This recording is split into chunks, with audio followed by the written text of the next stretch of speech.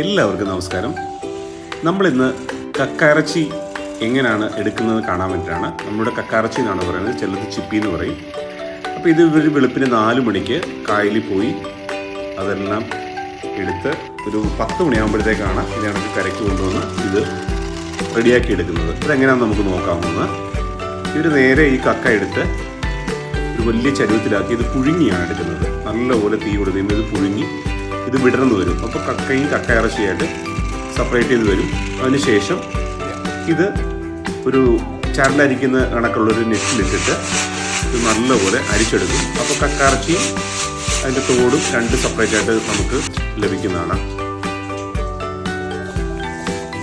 അപ്പോൾ ഇതേ കണക്ക് തന്നെ കക്കയുടെ തോട് മേളിലും കക്കയിറച്ചി താഴത്ത് വരും. നല്ല ക്ലീനാക്കി അവർ തരുന്നതാണ്. അപ്പോൾ നമ്മുടെ വീഡിയോ ഇഷ്ടപ്പെട്ടെങ്കിൽ ഒന്ന് സബ്സ്ക്രൈബ് ലൈക്ക് ചെയ്തേക്കണേ.